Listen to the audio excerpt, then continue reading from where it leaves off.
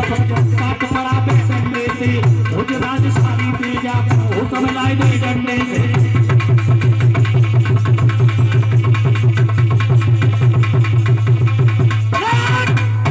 आज जैसे इतना कहा और भक्तों उग्रसेन की कलाई पकड़ी और सिंहासन से नीचे खींचा, काल कोठरी में डाल दिया और परीक्षित जी कंस मथुरा का खुद राजा बन करके बैठ गए। देखो वैसे कड़ियला कड़ुआ तो नीम पे और पौड़े हुए।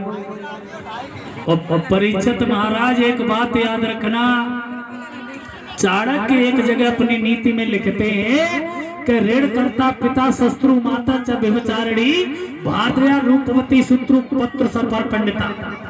जो अपने पुत्र को कर्ज लेकर के पालता है समझ लीजिए वो पिता अपने बेटा का दुश्मन है, दुश्मन।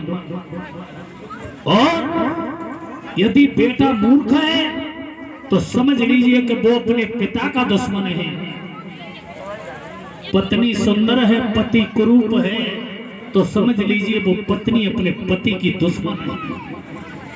आज कंस मथुरा का राजा बन गया और भक्तों सभा में जाकर के बोला, मथुरा नगरिया के लोगों, आज से हम अपने शासन में किसी गरीब को नहीं देखना चाहते, किसी को दुखी नहीं देखना चाहते।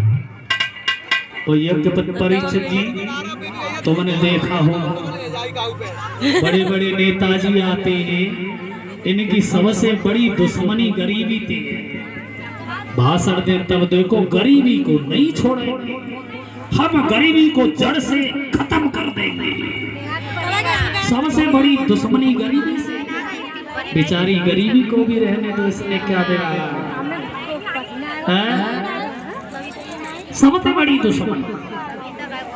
भाषण दे तब देखो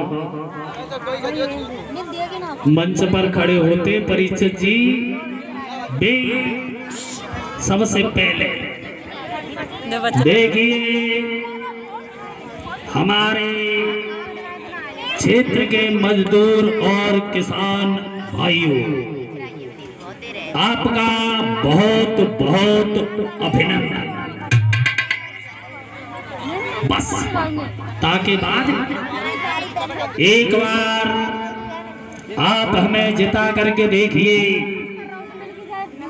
चारों तरफ विकास ही विकास कर देंगे, चौमुखी विकास। एक बार हम आपके गांव में आए, रास्ता नहीं था, हमने रोडों का जाल बिछवा दिया। किसने?